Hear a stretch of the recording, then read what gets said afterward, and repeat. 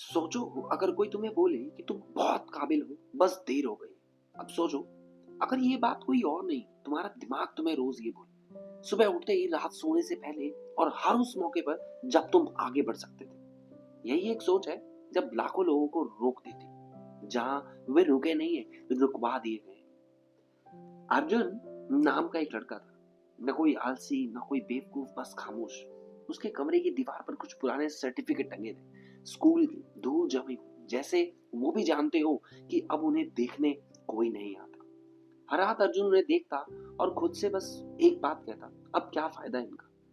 यही सोच थी, अब क्या फायदा, जिसने अर्जुन की जिंदगी को धीरे धीरे एक वेटिंग रूम बना दिया था। वो नौकरी ढूंढ सकता था, लेकिन सोचता मेरी उम्र हो गई। वो कुछ नया सीख सकता था, लेकिन सोचता मुझसे तेज तो सब आगे निकल चुके। वो कोशिश कर सकता था, पर ये सोच उसे रोक लेती, अगर फेल हो गया तो।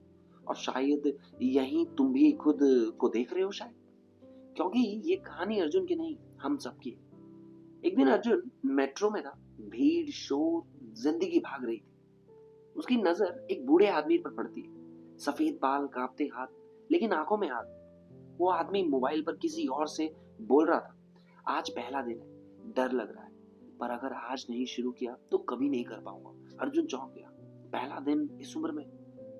मेट्रो से उतरते वक्त अर्जुन ने हिम्मत करके पूछा, आप क्या शुरू कर रहे हो? बूढ़ा आदमी मुस्कुराया, जिंदगी।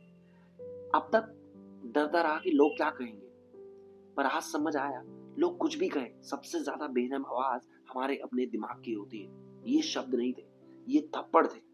उस रात अर्जुन ने दीवार के सर्टिफिकेट नहीं देखे, उसने शीशे में खुद को देखा और पहली बार खुद से पूछा, अगर मैं हार भी गया तो क्या? कम से कम ये सोच तो मर जाएगी ना कि मैंने कोशिश ही नहीं की।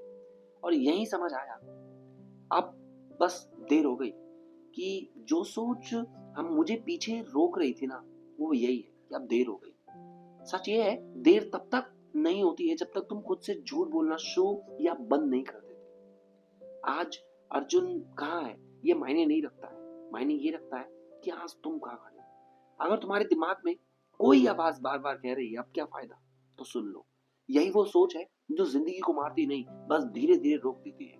और अब सवाल सिर्फ एक है कि तुम इसे आज भी सुनते रहोगे, या आज पहली बार इसके खिलाफ खड़े हो जाओगे और आवाज उठाओगे और एक्शन लोगे। तो अगर ये कहानी पसंद आई हो तो अगली कहानी आपका इंतजार करें।